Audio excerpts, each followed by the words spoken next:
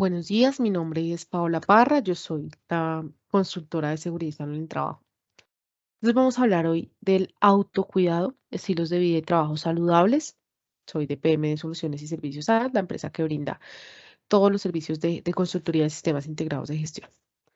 Bueno, entonces para hablar de estilos de vida y trabajo saludables, tenemos que empezar hablando del autocuidado laboral. ¿Qué es el autocuidado? Es la elección de las personas de una forma segura de trabajar para prevenir accidentes y enfermedades. Eso es el autocuidado. Es una actividad individual, es decir, nadie la puede hacer por mí. Nosotros desde Seguridad y Salud podemos hacer inspecciones. El COPAS puede visitar centros de trabajo, puede estar pendiente de los trabajadores, solicitarles, por favor, usen los elementos de protección personal, por favor, hagan sus pausas activas, por favor, cumpla con la normatividad. Pero el autocuidado es individual.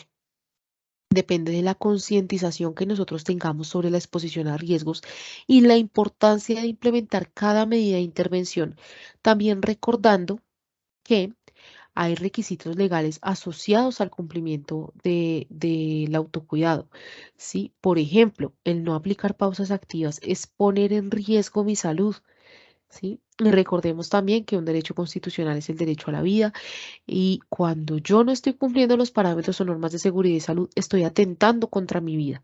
Por lo tanto, también constituye como una falta grave, pues que de acuerdo a lo establecido por Código Sustantivo de Trabajo, Reglamento Interno y por los requisitos de la ley, una falta grave puede catalogarse para finalización de contrato, de acuerdo a los procesos disciplinarios internos de la empresa. Pues más allá de eso, es amor propio, pensar en mí, ¿sí? El autocuidado es mirar los peligros antes de la exposición. Nosotros en todas las actividades estamos expuestos a peligros, pero si yo analizo la situación, a la que me va a exponer, miro el riesgo. ¿Será que estoy capacitado para esta actividad? ¿Estoy autorizado para esa actividad? ¿Está dentro de mis funciones? No significa no ser proactivos, pero es pensar primero en mí, segundo en mí, tercero en mí. Amor propio, bienestar físico y mental propio. Si yo pienso en mí, identifico los peligros antes de actuar los riesgos y de esta forma puedo establecer controles. Alguna vez me sucedió en una empresa, les pongo el ejemplo para que tengan de pronto un poco más la idea.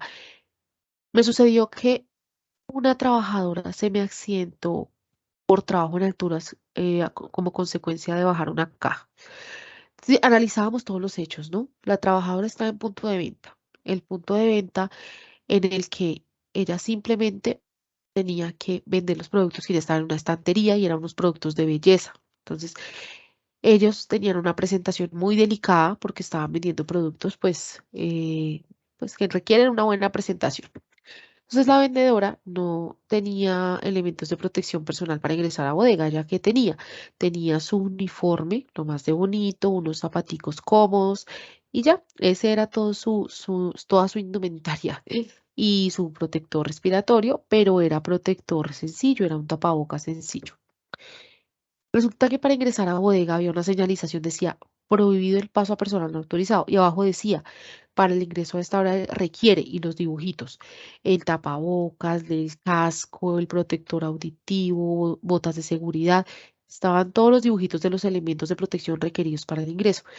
Cuando llega un cliente a pedir un producto, ella dice que no lo tenía en el estante. Entonces a ella le pareció fácil ingresar a bodega. No vio al bodeguista, que había una persona encargada de bodega. No vio al bodeguista y le dijo al cliente que la esperara un momento, que ella iba a buscar el producto y ella por no perder la venta. Entonces ella ingresa a la bodega, sube a una escalera, usa el último peldaño de la escalera, baja la caja y hace una manipulación inadecuada, lo que se le viene la caja encima, se va de espaldas, se golpea y cayó de una altura. Haciendo el análisis de investigación, dijimos, el trabajador no tuvo autocuidado laboral. ¿M?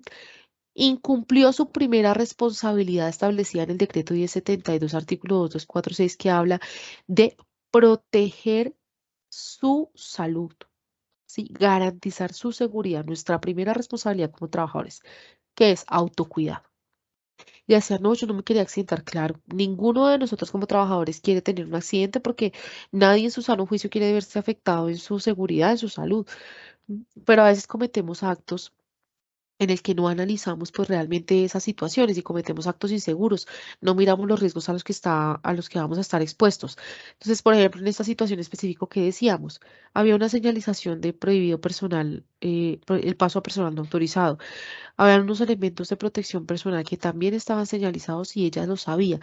La labor que ella ejecutó fue una para la que no estaba contratada ni autorizada. No tenía el permiso de trabajo seguro en alturas, no tenía la capacitación para trabajo seguro en alturas porque ya no ha sido contratada para subirse a la escalera. Por lo tanto, no tenía el conocimiento, usó el último pendaño de la escalera y había un bodeguista encargado para ello. Entonces, analizábamos también las causas que ella nos decía, no, es que tenía afán por la venta, tenía unas metas.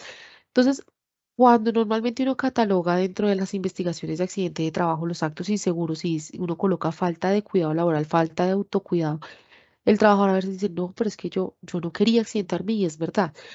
Pero el autocuidado laboral, que es el amor propio, es eso, pensar en los riesgos antes de la exposición. ¿Por qué es tan importante el autocuidado y por qué hago tanto énfasis en esto? Y les repito tanto el tema. Porque el 85% de los accidentes de trabajo, de acuerdo a las estadísticas del ministerio, son por actos inseguros, es decir, son por falta de autocuidado, responsabilidad del trabajador. En muchas ocasiones se demuestra que la empresa estaba cumpliendo con todos los procedimientos, los parámetros, las capacitaciones, la señalización, demarcación, controles de sustitución, controles de ingeniería, administrativos, elementos de protección, pero el trabajador no quiso cumplirlos o decidió no ejecutar la actividad como se tenía prevista en los procedimientos o en los parámetros ya establecidos por la empresa. Entonces, es importante enfocarnos en el autocuidado, pensar en mí antes que en el resto. Primero mi seguridad, primero mi salud, antes que la operación, ¿sí? Antes que las metas, antes que cualquier otra excusa, por decirlo así, que yo sé que tienen una presión muchas veces los trabajadores, pero antes que todo es pensar primero en mí. ¿Listo? De eso se trata el autocuidado, de amor propio. Si yo tengo una cultura de autocuidado en la empresa, no voy a tener accidentalidad laboral. Si cuidas tu integridad física y mental, podrás tener una buena salud y ejecutar de forma positiva tus actividades y proyecto de vida. Bueno, y tampoco voy a tener enfermedad laboral. Entonces, de eso se trata autocuidado. Y siempre cuento esta historia porque está muy relacionada con las actividades que se ejecutan. Y cuando uno hace el análisis de la situación, como que ve muchas situaciones que se juntaron, muchos actos inseguros, donde pues el análisis y la causalidad tienen muchas ramas. Entonces podemos identificar a veces que nosotros cometemos esos errores y nos identificamos con la situación. Ay, yo a veces ingreso a esa área sin permiso porque necesito cierto material, cierta información, cierto documento. Bueno, debemos tener en cuenta las tres esferas para el autocuidado. Las tres esferas del autocuidado primero es el conocimiento, que es saber los riesgos a los que estamos expuestos, las medidas preventivas, la capacitación, la formación.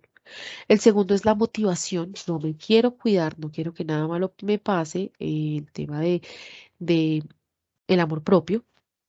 Y el tercero son las habilidades, la capacidad que yo tengo para desempeñar bien un trabajo.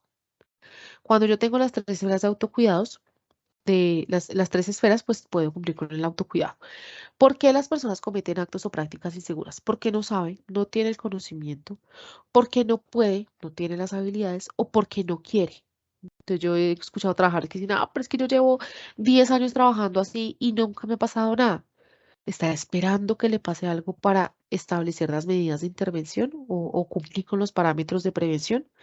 Entonces es cambiar un poquito el chip, ¿listo? Y pensar más allá del cumplimiento legal, que a veces dicen, no, pues que yo uso el protector respiratorio porque me toca, porque me lo exigen, porque si no me ponen una sanción, me suspenden o me llaman a descargos, o bueno, entonces más allá de eso es el autocuidado, pensar en mi salud, en mi seguridad.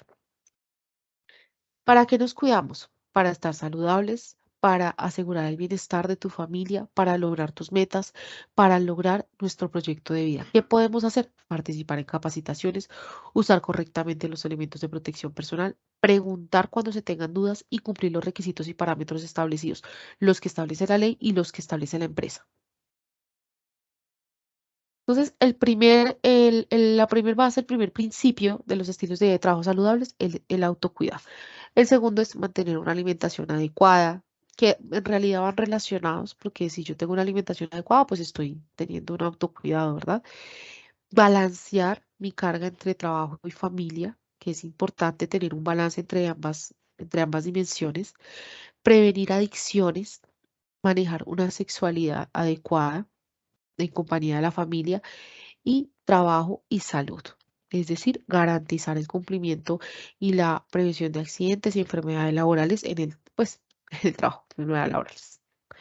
Entonces, en estilos de vida tenemos introyectar comportamientos de autocuidado tanto a nivel laboral como personal. O sea, mi autocuidado debe verse reflejado en todos los aspectos de mi vida, a nivel laboral y personal, que contribuya con el bienestar integral de la población trabajadora. Muchos de nosotros tenemos hijos, entonces debemos pensar en que ellos están siguiendo nuestros pasos, ¿sí? Por ejemplo, cuando se accidenta un niño en casa, nadie quiere que el niño tenga una afectación, pero uno se pone a analizar la situación y dice, ah, es que yo dejé esa olla caliente al borde de la estufa. O yo no le expliqué al niño que no se debía acercar, o no le expliqué que la olla estaba caliente, o lo dejé solo mucho tiempo y por eso ocasionó el accidente. Entonces uno se pone a analizar todos esos comportamientos inseguros que llevaron al accidente. Entonces, pensar en eso, nuestras acciones son replicadas por nuestros hijos. Y bueno, si no tengo hijos, pues de todas formas tengo que tener un autocuidado, tengo que pensar en las personas que me rodean, en mi entorno familiar, en mi entorno laboral, porque un accidente afecta a todos los compañeros de trabajo. Entonces, ¿qué son los estilos de vida y trabajo saludables? El marco legal decreto 1295, artículo 35, dice que es la búsqueda de promover ambientes laborales, condiciones, procedimientos de trabajo óptimo y generar en la población una adopción de comportamientos seguros en los lugares de trabajo y en el ámbito extralaboral también. Ya sabemos qué es el autocuidado, ¿verdad?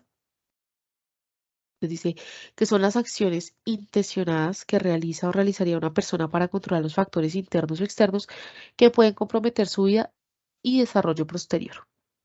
Por tanto, es una conducta que se realiza o debería realizar la persona en sí misma. ¿Qué podemos hacer? Capacitar a las personas en las elecciones acertadas en sus estilos de vida y desarrollar el autocuidado, con todo lo que les acabo de explicar. Educación para la salud y el trabajo. Nuestra población trabajadora debe estar orientada a hábitos de vida actuales y la conservación de la salud y prevención de enfermedades laborales. Las decisiones que tomemos tienen efectos a largo plazo y pueden ser favorables o desfavorables. A través de todos los canales de comunicación, incluidos el WhatsApp corporativo y los grupos que tenemos, les he compartido todas estas actividades de hábitos y estilos de vida saludable.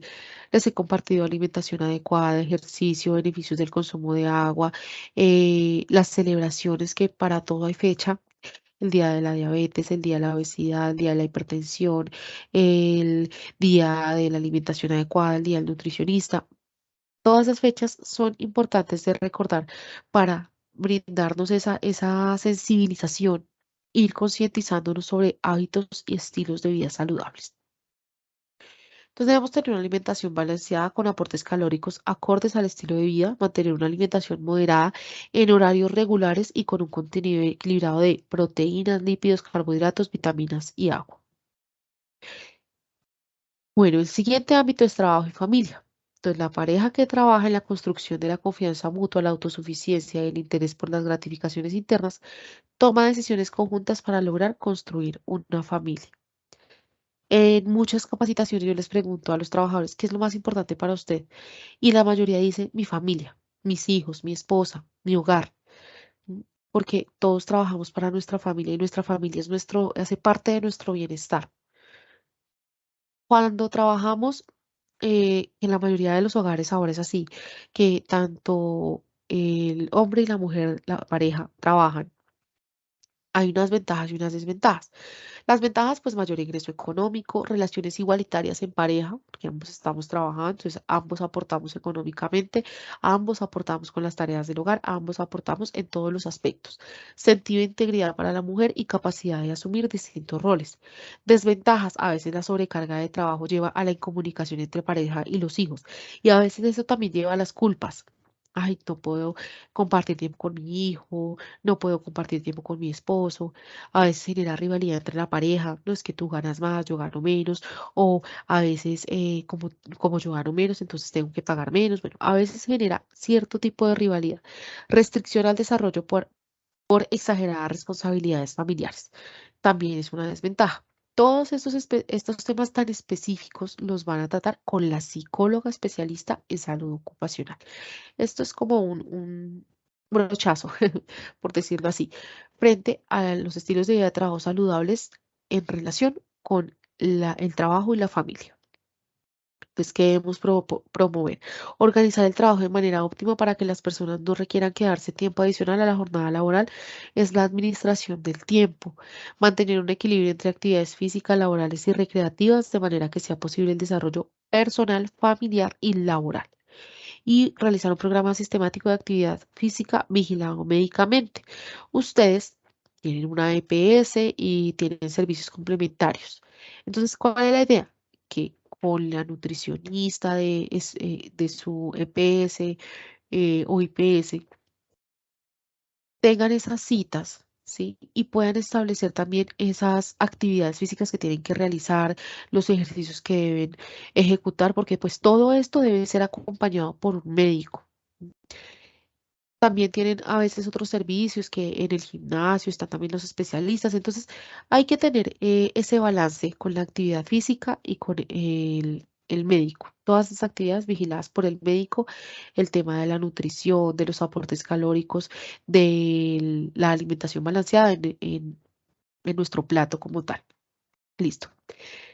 ¿Qué debemos promover? Fomentar la lectura, actividades culturales al aire libre, organizar con la familia actividades que fomenten la integración y el disfrute en conjunto.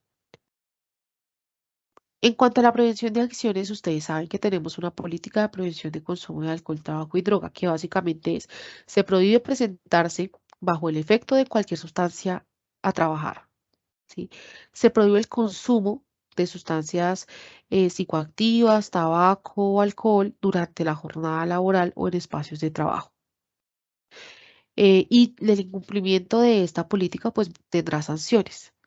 En la prevención de adicciones enfocamos mucho el tema de la política porque es un compromiso de todas las partes. La empresa se compromete a brindar estos espacios de capacitación donde ustedes sepan cómo se pueden manejar esas adicciones o cómo se pueden prevenir. ¿M? Y ustedes se comprometen pues a cumplir con lo establecido en la política. Entonces, el trabajador que tiene gran afinidad por el alcohol y tabaco suele tener una conducta socialmente aceptada. Los fumadores y bebedores no tienen conciencia de los riesgos reales para la salud y que genera a sí mismo y para los demás. Por eso también a través de los grupos de WhatsApp yo les he compartido las infografías de los daños que ocasiona en el cuerpo el consumo de alcohol, tabaco y drogas y los beneficios que tiene dejar el consumo. Debemos fomentar un estilo de vida evitando el consumo de alcohol y drogas ilícitas y el tabaco, definir un programa empresarial para la prevención del abuso y fomentar la aceptación social sin consumo de alcohol y tabaco. Y dentro de esto, pues está la política, están estas capacitaciones, están las infografías, como les mencionaba hace un momento. Frente a la sexualidad y la familia, mantener una vida sexual con diferentes parejas trae como consecuencia riesgo de contagio, relaciones sexuales impersonales e insatisfactorias y embarazos no deseados. Entonces, igual, este tema también lo tratan con caja de compensación y con otras especialidades ya más a fondo. Aquí lo vamos a ver de forma muy general. Vamos a promover una conducta sexual responsable, fortalecer el desarrollo del amor, entendido como un proceso de entrega desinteresada al otro en aceptación mutua e incondicional y mantener la relación sexual de respeto mutuo y consideración por el otro, favorecer la intimidad en la relación sexual. La concepción de un hijo debe ser de forma responsable, mantener un buen estado de salud para la maternidad. Debe haber un proceso de preparación o se recomienda que haya un proceso de preparación de citas médicas previos a la concepción para asegurar también que esa concepción pues sea de un hijo sano, cuidar nuestra salud reproductiva, consultar a personas expertas ante problemas o dudas sobre sexualidad. Para eso también contamos con las EPS y los servicios complementarios. Pues acá tenemos la caja de compensación, EPS, ARL, que se encargan de mantener un mayor nivel de bienestar integral al trabajador. Y ustedes deben participar en todas las actividades relacionadas con el sistema de gestión de seguridad y salud en la empresa que tengan que ver con estilos de vida y trabajo saludable. Todos estos temas que hemos tratado están relacionados con esos estilos de vida y trabajo saludable y se refuerzan con otras capacitaciones que van de la mano con las que dicta ARL, con las que dicta la psicóloga, con las que dicta caja de compensación y las actividades que se pueden hacer por parte de ello. Recuerden que deben usar los elementos de protección personal destinados para cada actividad, mantener espacios de trabajo seguro, cumplir todas las políticas, incluida la de prevención de consumo de alcohol, tabaco y drogas, evitar fumar dentro de la empresa o en lugares públicos, atender las indicaciones de afiches, plegables, campañas preventivas, las infografías, todas las informaciones que le brindamos a través de los medios de comunicación y los canales oficiales establecidos por la empresa. En la campaña de autocuidado debemos saber que yo soy responsable, dueño de mis creencias, de mis sentimientos, de mis actos y de las consecuencias de mis actos. Si usted no se quiere, ¿quién lo hará por usted? Si usted no se cuida, ¿quién lo hará por usted? Si usted no se protege, ¿quién asumirá las consecuencias de sus accidentes y quién cuidará a su familia? ¿Listo? Entonces aquí cerramos este tema de autocuidado, el tema de estilos de vida y trabajo saludable y vamos a pasar por el siguiente tema, que es accidente de trabajo y enfermedad laboral. Nosotros ya vimos en la capacitación anterior qué es accidente, cómo se clasifica. Para hacerles un recuerdo, un accidente es un suceso acaecido con causa o con ocasión del trabajo que ocasiona en el trabajador una afectación, una lesión, una invalidez o la muerte. También el que ocurre en actividades sindicales, siempre y cuando el sindicato sea un organismo legal. El que ocurre en actividades de traslado, siempre y cuando el transporte sea suministrado por el empleador. Actividades de recreación, deporte o culturales patrocinadas por la empresa. O actividades que están ejecutándose por orden del empleador o de mi jefe inmediato, aunque yo esté fuera del lugar y hora de trabajo. Entonces, ese es un repaso de lo que es accidente de trabajo. Y enfermedad laboral ya es un estado patológico de afectación a la salud con la exposición a unos riesgos en el que yo ejecuto una actividad o en el medio en el que estoy. Entonces, hay actos y condiciones inseguras que me generan esos accidentes y esas enfermedades. El acto, recordemos, el acto es la decisión de la persona, ¿sí?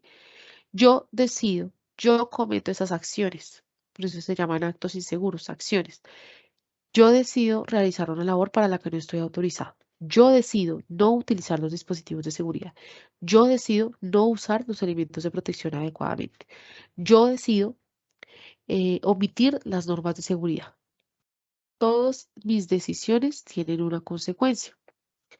Y la condición insegura ya es del entorno, la infraestructura, los equipos, máquinas, herramientas, en sí el entorno.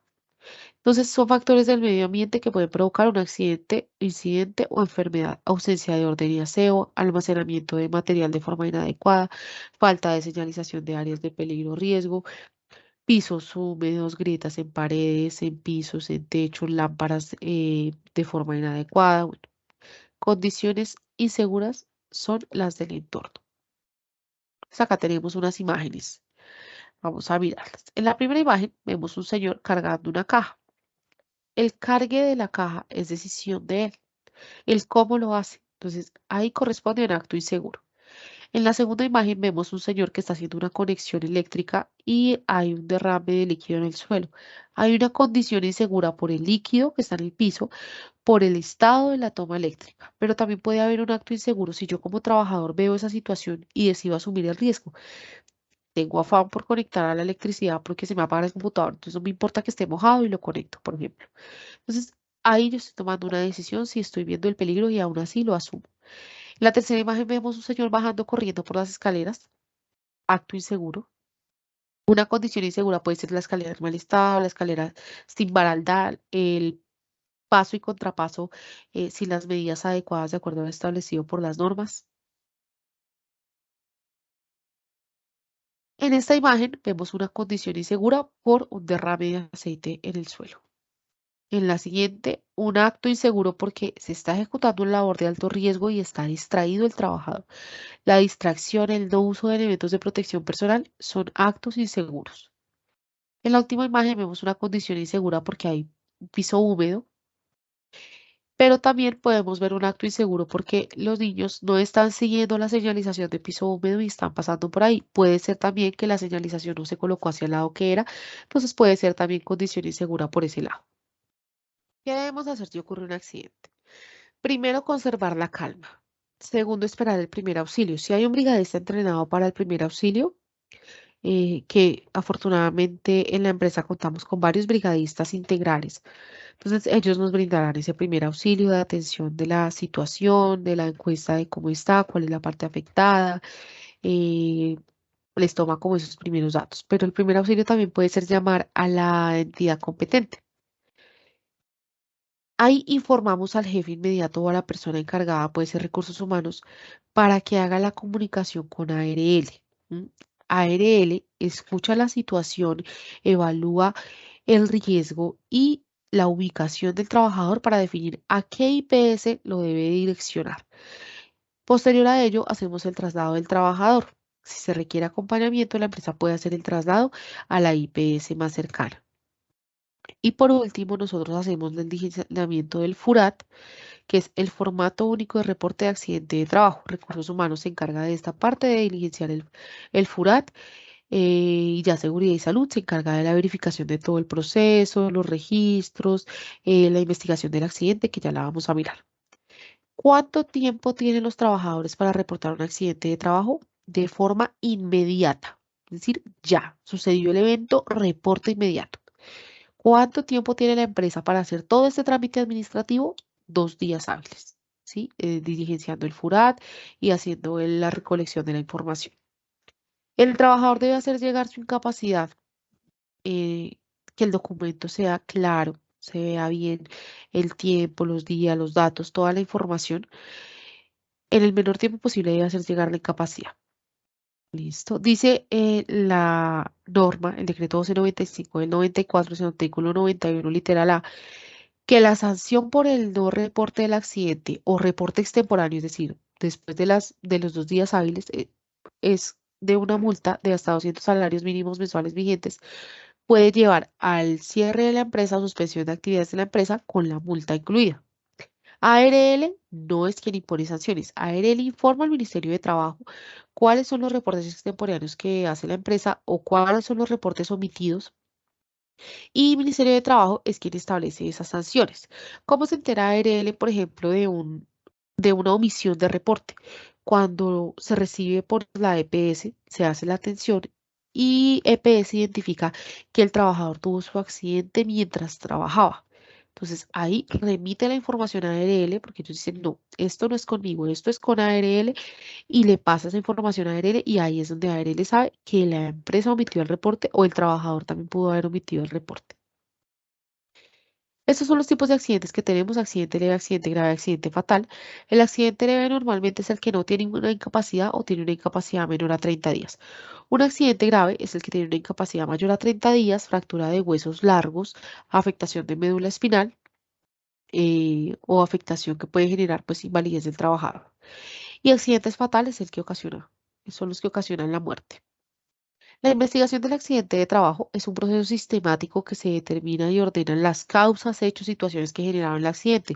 Allí se parten dos ramitas donde miramos cuáles fueron los actos inseguros, cuáles fueron las condiciones inseguras, porque puede haber combinación de ambos que llevaron a que tuviera esa consecuencia, que ocurriera el accidente, el incidente o la enfermedad laboral. La investigación se realiza con el objeto de prevenir su repetición. ¿Sí? No queremos que esa situación vuelva a ocurrir. Si vuelve a ocurrir es porque la investigación no fue hecha de manera efectiva o el plan de acción no se ejecutó de forma completa. Entonces, esta investigación en el artículo 224.632 del decreto 1072 me habla de que en la investigación se identifican las deficiencias, se informan los resultados, las causas y controles a la alta dirección, se informan los ausentismos por incidentes, accidentes y enfermedades laborales. ¿Quiénes conforman el equipo investigador? el profesional con licencia de salud ocupacional, el jefe inmediato del trabajador, el supervisor y el representante del COPAS o vigía, que yo siempre recomiendo a las empresas que atiendo que en la investigación participe todo el COPAS, porque en el COPAS hay unos representantes del trabajador, ¿sí? Entonces se puede decir que es una investigación imparcial, ¿eh? Cuando participa todo el COPAS. En ocasiones dicen, no, participa el presidente y el presidente fue elegido por el empleador. Entonces, a veces el trabajador se siente desprotegido porque dice, no, en esa investigación identificaron causas y dicen que yo soy el responsable de mi accidente, pero no había nadie que me representara. Entonces, por ese motivo, siempre aconsejo que todo el COPAS participe de la investigación. Listo. Obligaciones y responsabilidades ya las habíamos visto, pero vamos a hacer un repaso muy rápido.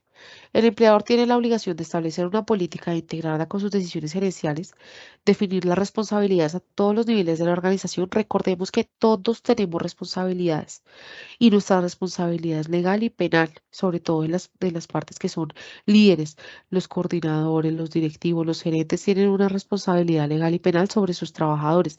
Al ser líderes, deben asegurar que todo su equipo de trabajo cumple con todas las normas en seguridad y salud en el trabajo. Y cuando hay una investigación, se llama a esa rendición de cuentas también. Bueno, ¿qué pasó? ¿Por qué el trabajador no cumplió? ¿Usted le ha hecho inspecciones? Déjeme ver las inspecciones que les ha hecho. El comportamiento seguro. A veces el jefe dice, en muchas ocasiones le pedí al trabajador que se pusiera el elemento de protección personal. Por favor, muéstrame en cuáles comunicaciones usted le dio ese documento escrito, esa evidencia y a veces no la tienen. Entonces ahí puede asumirse una responsabilidad del supervisor o del jefe inmediato. Se dice que no aseguró que su personal estuviera cumpliendo las normas de seguridad y salud en el trabajo. Por eso es importante que tengamos muy claros todos estos temas de seguridad y salud. Rendición de cuentas. Rinde cuentas al interior de la empresa al empleador y a los entes de control. Establece los recursos del plan de trabajo anual. Da cumplimiento legal a todos los requisitos en materia de seguridad y salud. Gestiona los peligros, prevención y promociona los riesgos. Incentiva la participación de los trabajadores. ARL tiene dos responsabilidades: capacitar al COPAS y brindar asesoría técnica para implementar el sistema de gestión. Y nosotros como trabajadores tenemos estas responsabilidades. La primera, que era la que les hablaba, artículo 224.610, cuidar su salud, autocuidado. Segunda, informar su estado de salud de forma clara, veraz y completa. Clara, pues, siendo conciso en lo que estoy diciendo. Veraz, diagnósticos comprobados por el médico de la EPS o los médicos tratantes. Y completa, de pies a cabeza, no puedo omitir, pies a cabeza, no puedo omitir absolutamente nada. Cumplir las normas, pues todas las normas de seguridad y salud en el trabajo, informar los peligros a los que estoy expuesto. Hay peligros ya identificados, pero hay situaciones que son anómalas. Si yo veo que hay una situación de peligro que probablemente mi empleador, mi jefe no haya identificado, debo informarla, participar en las capacitaciones y aportar al cumplimiento de los objetivos. ¿Listo? Entonces, aquí ya identificamos todo lo que es accidente, enfermedad laboral, los procedimientos para reporte, tratamiento, investigación de accidentes y las obligaciones y responsabilidades que tiene cada una de las partes en materia de seguridad y salud. Vamos a conocer ahora la preparación y respuesta ante emergencias. Entonces, el objetivo de esta pequeña charla de emergencias es obtener una respuesta de reacción rápida y oportuna ante una emergencia, establecer las rutas de evacuación o identificarlas porque ya están establecidas, identificar cuál es el punto de encuentro donde nos podemos reunir después de un evento de emergencia y minimizar los daños y consecuencias que puede ocasionar la emergencia A. Entonces, ¿qué es una emergencia? Una emergencia es una perturbación parcial o total del sistema que puede poner en peligro la estabilidad, puede requerir la utilización de recursos, procedimientos superiores a los normales o la modificación temporal, parcial o total de la actividad laboral. Entonces, en una emergencia, pues se interrumpen las labores en general de toda la empresa o de un área. Y esto va de la mano con las amenazas, que las amenazas son esa situación de riesgo que puede llegar a generar una afectación a la seguridad y salud de las personas. Entonces, la emergencia y la amenaza van de la mano. ¿Cuáles son las amenazas que tenemos? Amenazas naturales, que son las que provienen pues de la naturaleza, movimientos sísmicos, deslizamientos de tierra, rayos, lluvias, vendavales. son naturales. Amenazas tecnológicas que provienen normalmente de la industria, incendios, explosiones, escape de vapores, derrames de químicos peligrosos, colapso de estructuras, fallas de equipos, accidentes de transporte aéreo y terrestres, desastres tecnológicos de empresas y edificaciones aledañas. Y las amenazas sociales, que son las que provienen del comportamiento del ser humano. Atentados, asaltos, robos, terrorismos, desórdenes civiles, concentraciones masivas, manifestaciones sazonadas, secuestros, son amenazas sociales. Las emergencias se clasifican según su gravedad, como conato de emergencia, emergencia parcial o emergencia general. El conato de emergencia es una perturbación del sistema que no pone en peligro la integridad física de las personas ni las instalaciones. Por ejemplo, un conato de incendio, de pronto la toma eléctrica es chispa y se generó un pequeño fuego, pero lo pude controlar. Eso es un conato de emergencia. Emergencia parcial es que ya afecta a toda un área de la empresa, por ejemplo, el área de bodega. Entonces, se generó una emergencia y todo el área de bodega quedó afectada. Es emergencia parcial. Y emergencia general es la que afecta a toda la empresa. Nosotros tenemos una brigada de emergencias que está conformada, capacitada, entrenada, dotada para atender las emergencias. Que la brigada de emergencias es un grupo de trabajadores que tienen responsabilidades, capacidades para atender una emergencia que eventualmente se presente por un siniestro o desastre dentro de la empresa, dentro de los establecimientos, y tienen como objetivo primordial salvaguardar la vida. Es el primer objetivo. El segundo, los bienes, y el tercero, el entorno, actuando como primeros respondientes. Hay algo importante que aclarar. Los brigadistas debían ejecutar un curso de primer respondiente en la página del IDIGER. Allí o deben ejecutarlo o ya lo tienen. Allí les explican cómo atender una emergencia de parto, una emergencia por quemadura, por exposición a sustancias químicas, por sismo, por terremoto, absolutamente todo. Y ese curso es de vital importancia, es muy puntual, dura 1 hora. El desarrollo del curso no dura más, porque cada video es puntual y los videos duran 5, 7, 10 minutos. Entonces, se ven los videos, se responden las encuestas y al final genera el certificado de participación. Entonces, los invito a que si no lo han terminado, terminen el curso de primer respondiente. Si necesitan apoyo con la elaboración del curso, también me avisan, yo los puedo acompañar, aunque es muy sencillo, porque los videos son claros, concisos, incluso les salen las láminas de material de apoyo para hacer la evaluación. Entonces, ese curso de primer respondiente se lo recomiendo no solamente a los brigadistas, sino en general a todas las personas porque es información que nos sobra. Cómo desatorar un bebé, un niño, un adulto, también lo explican. Cómo atender un proceso de convulsión o desmayo. Es muy, muy interesante y muy completo. Entonces, la brigada de emergencia es el que orienta y define roles, funciones, pautas para actuar de acuerdo con el plan de emergencias, que es el documento que soporta las políticas, objetivos, estrategias, parámetros para actuar en caso de una emergencia. Allí están todas las amenazas y están los PONS, procedimientos operativos normalizados. Está el procedimiento para sismo, el procedimiento para inundación, el procedimiento para robo, el procedimiento para emergencia en alturas, el procedimiento para emergencia en seguridad vial. Para todas las amenazas identificadas hay un PON. Entonces, la brigada es eso, es ese grupo de personas que están organizadas, capacitadas, enfocadas a la prevención, control y reacción en situaciones peligrosas y reduce las pérdidas humanas y materiales. La brigada tiene unas funciones antes, durante y después. Antes, prevenir, identificar y prepararse para la emergencia. Durante, brindar una respuesta y reacción oportuna. Y después, rehabilitar las actividades de la empresa, realizar una inspección para poder retomar las actividades y realizar la investigación del evento para establecer medidas de intervención. Perfil de los brigadistas. Tener una responsabilidad y alto sentido de compromiso.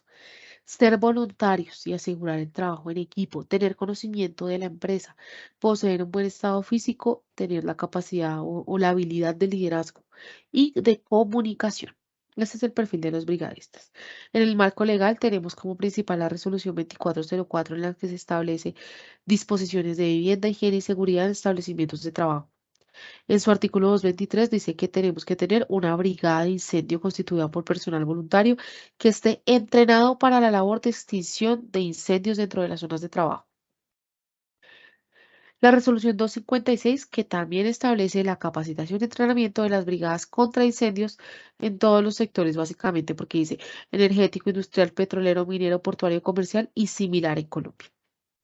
El decreto 1072, que es nuestro decreto único reglamentario sector trabajo, el artículo 24625 me habla de la preparación, prevención y respuesta ante emergencias.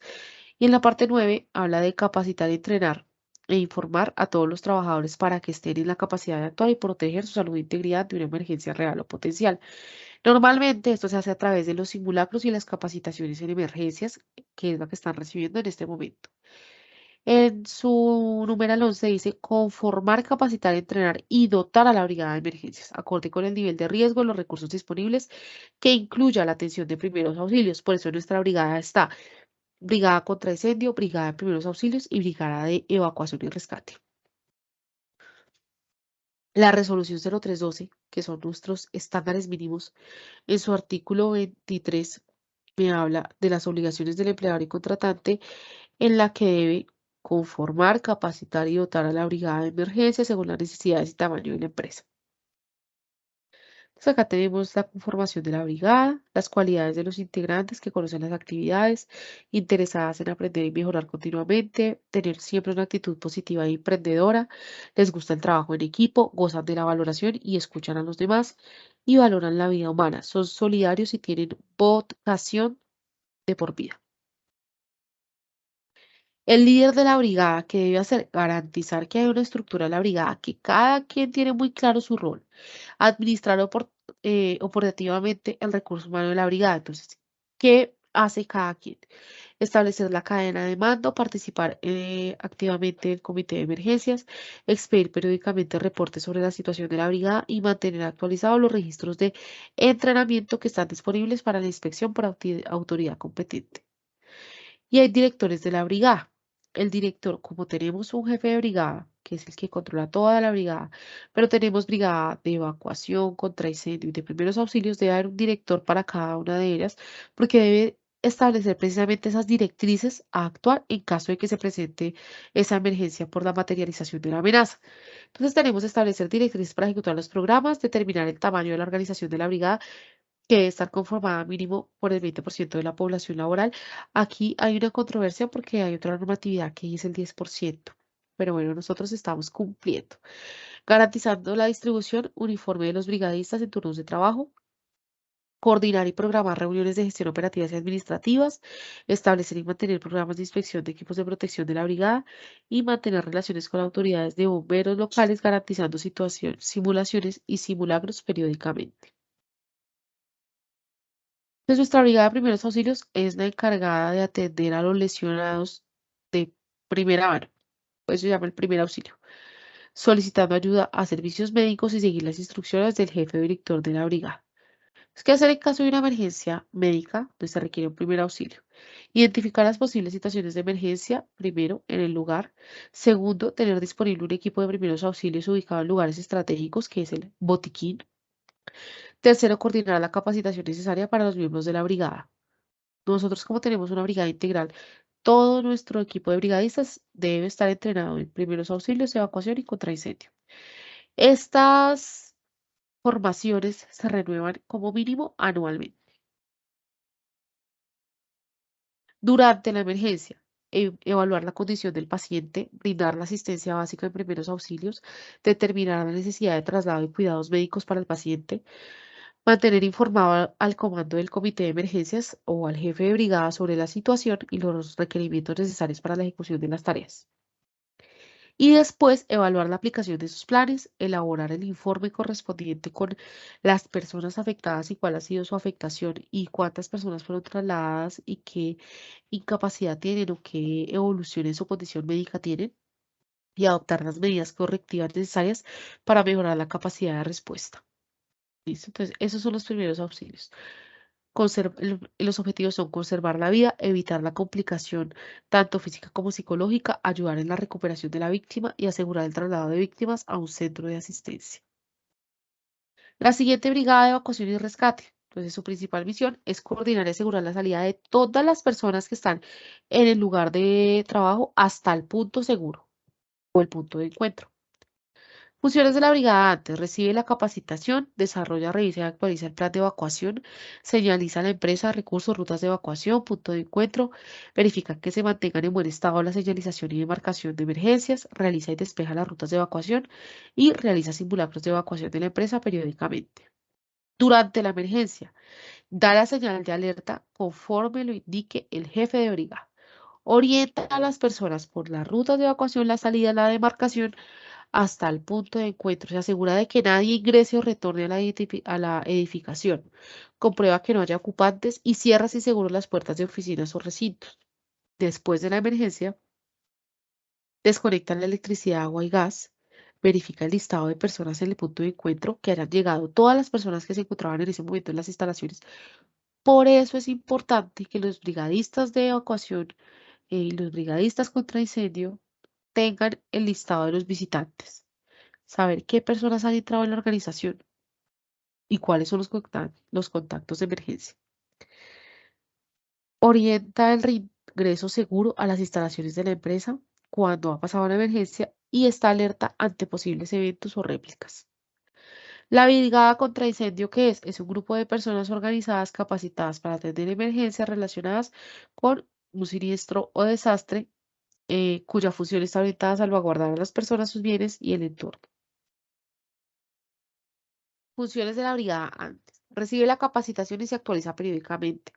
Solicita los recursos necesarios para la detección y extinción de incendios. Señaliza, recarga e inspecciona los extintores. Vigila que el equipo sea de fácil acceso, que no se encuentre obstruido. Atiende y revisa la detención de posibles focos de incendio. Identifica la dirección y grupo de apoyo externos, en este caso bomberos. Verifica que las instalaciones eléctricas y de gas reciben el mantenimiento preventivo y correctivo. Conoce el uso de los equipos de extinción de fuego de acuerdo a cada tipo de fuego.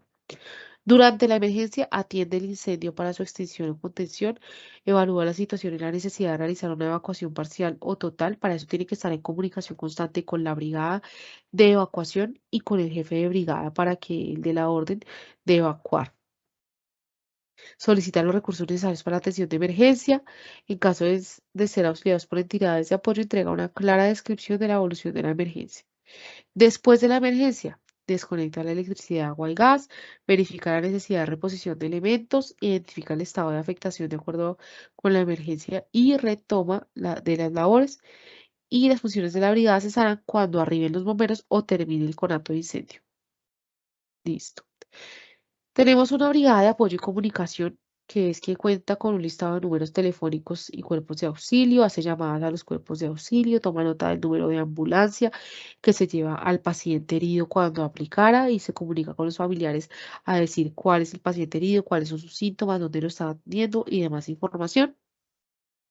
Recibe información de cada brigada de acuerdo a los riesgos para informar al coordinador y cuerpos de emergencia. Da informes de prensa si es necesario, si el alto riesgo de emergencia, siniestro o desastre lo amerita. Permanece en el puesto de comunicación a instalarse previo acuerdo con el comité hasta el último momento. O bien cuenta con aparatos de comunicación portátiles, lo instalarán en el punto de reunión. Bueno, de eso se encarga comunicación y apoyo. Vamos a identificar las amenazas. Cuando se establece el plan de emergencia, se sigue este paso a paso. Primero se identifican las amenazas, segundo los recursos, tercero el análisis de vulnerabilidad, cuarto el plan de acción, que son las estrategias, y quinto el seguimiento. Tenemos unos elementos de emergencias que ya identificados, que creo que todos hemos visto, conocemos, que son los planos de evacuación, las rutas de emergencia, la señalización, demarcación, las paletas parecías, los propios brigadistas, camillas, extintores, gabinetes contra incendio, brazaletes, punto de encuentro. Todas estas son los recursos con los que contamos. Procedimiento en caso de emergencias. Cuando hay un silbato intermitente significa que es sismo. Cuando el silbato se vuelve largo y permanente es para indicar la evacuación. Puede ser por incendio, por sismo, por inundación, por alguna otra emergencia. Tener en cuenta durante la evacuación. No correr, no devolverse, no gritar. Seguir las rutas de evacuación y la salida de emergencias. Participar en el conteo de personal, que no se quede nadie. Y listo. Preparación y ejecución de simulacros. Cuando tenemos que ejecutar un simulacro, debemos planificarlo estableciendo la ficha técnica del simulacro, que es la modalidad de simulacro. ¿Qué vamos a hacer? Incendio, inundación, deslizamiento, terremoto, vendaval. El escenario y lugar donde se ubicará el desastre, dónde va a presentarse la situación, fecha y hora, y el listado de documentos de los que deben participar. El 2 es describir la situación simulada. Una vez identificada la modalidad de emergencia, se procede a simular o imaginar qué pasaría en el caso de darse esta situación. Se describen las causas que generarían la emergencia y los daños posibles. Aquí todo este tema con la imaginación describiendo la situación simulada. Se ubica el centro de operaciones de emergencia. Básicamente, ellos son quienes se encargan de realizar el simulacro, verificar el cumplimiento de la normatividad, las legislaciones, de todos los requisitos asociados. Realiza la caracterización de las víctimas. Entonces, aquí se identifican las características de cada una de las víctimas. Por ejemplo, puede ser por altura, talla, peso. Entonces, clasifica las víctimas. ¿Para qué? Para brindar una información oportuna a los entes de control, incluyendo también el RH. Se establece la cronología del ejercicio. Bueno, la alarma se va a activar a esta hora. Tenemos tantos segundos. Tenemos tantos minutos para llegar al punto de encuentro.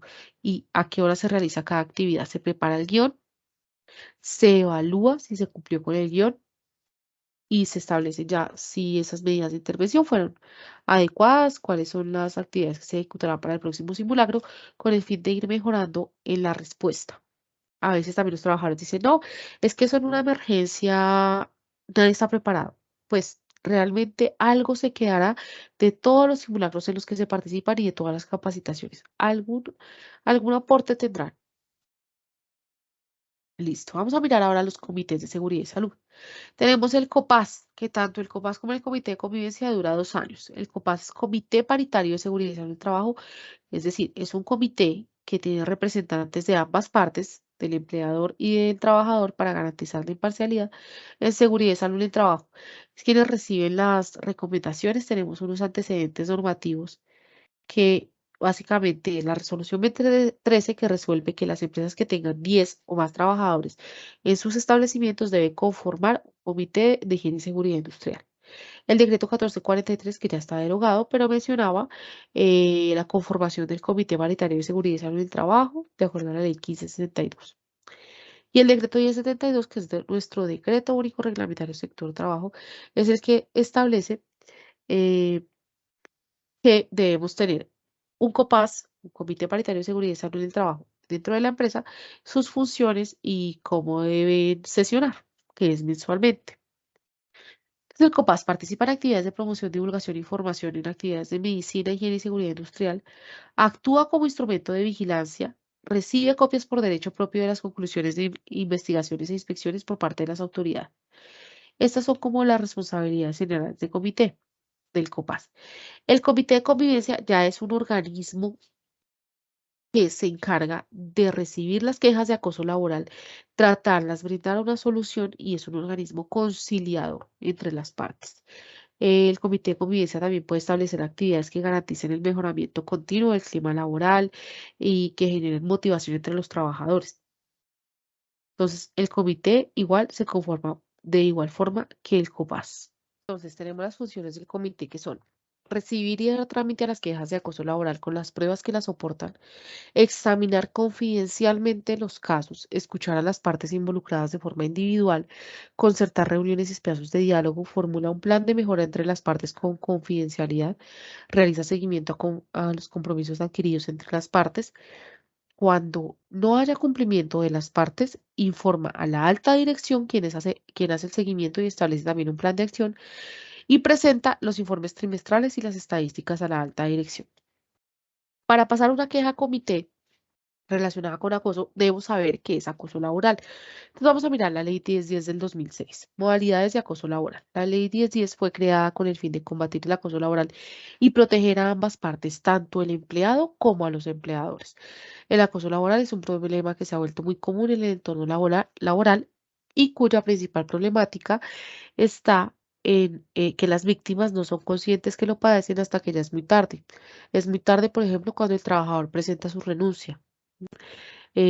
porque pues en este caso ya el trabajador llegó a la consecuencia de finalización del vínculo laboral con la empresa.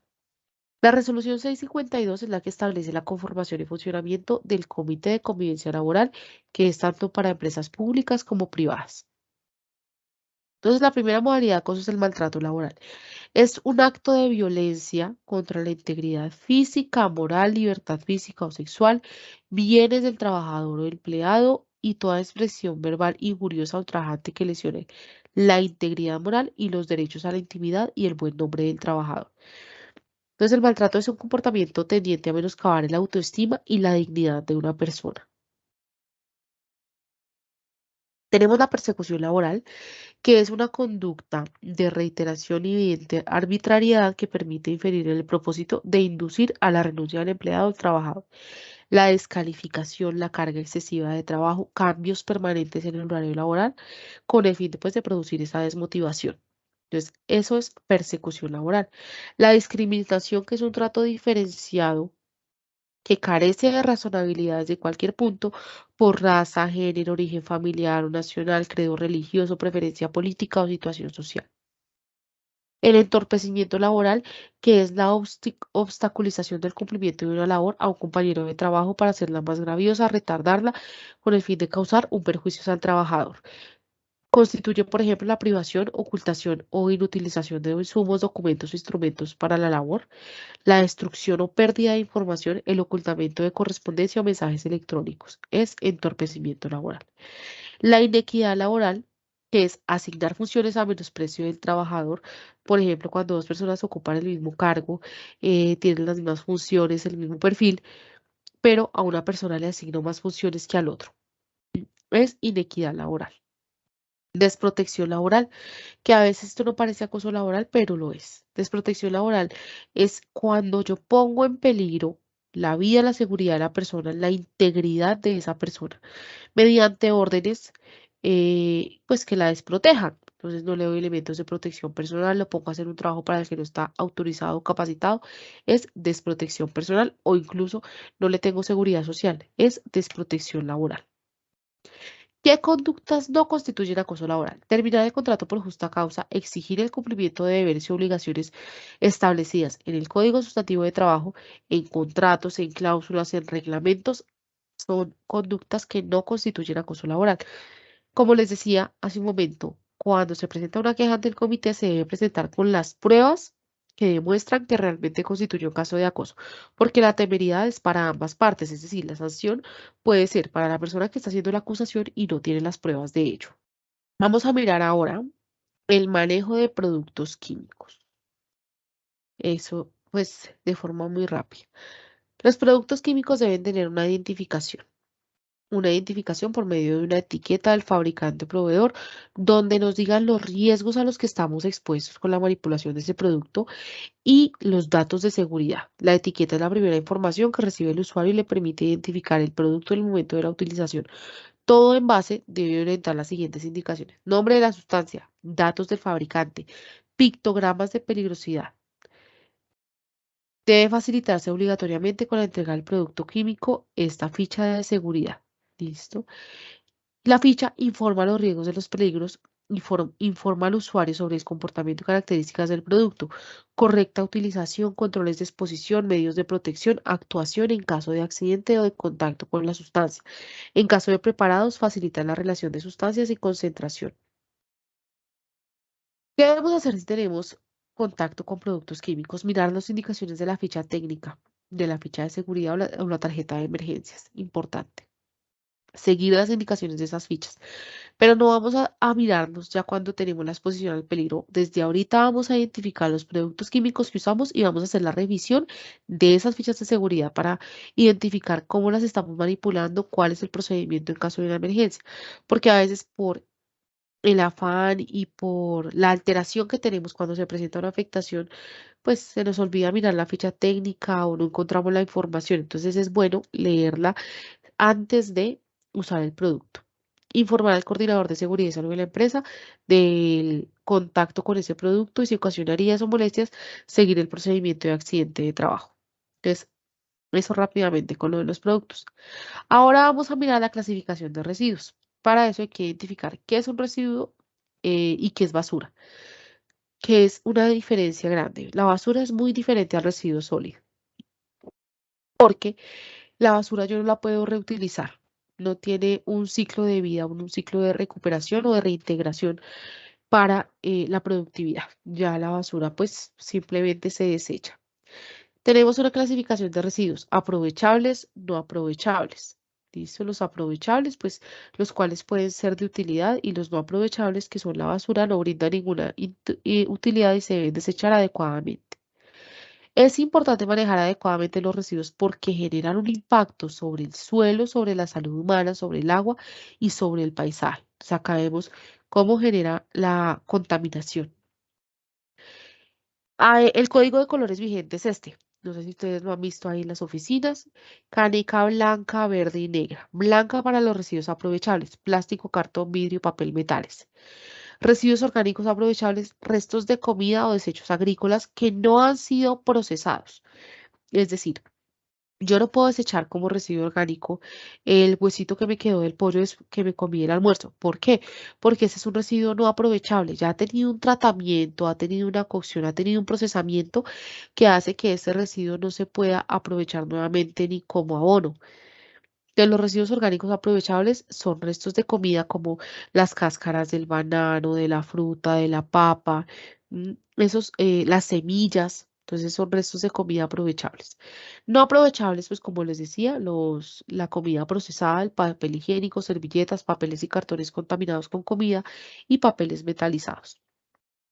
Hay residuos peligrosos. Para los residuos peligrosos debemos tener un tratamiento específico. El residuo peligroso debe ser recolectado por un proveedor. No se puede desechar con las basuras. Hay residuos inflamables, corrosivos, reactivos y tóxicos. Para eso normalmente también están las canecas rojas para la clasificación de esos residuos. Muchísimas gracias por su atención. Les voy a dejar acá, igual que con las indicaciones anteriores, en la descripción del video les dejo el enlace para que me ayuden a resolver una pequeña encuesta. Es realmente muy corta y sencilla. Allí queda el registro de la participación en esta capacitación. Cuando llenen la encuesta, me pueden dejar sus comentarios, sugerencias, oportunidades de mejora en los comentarios. O si tienen alguna duda, me pueden escribir también al correo, dejar los comentarios y yo les doy respuesta tan pronto vea su mensajito. Muchísimas gracias por su tiempo y que tengan un feliz día. Hasta luego.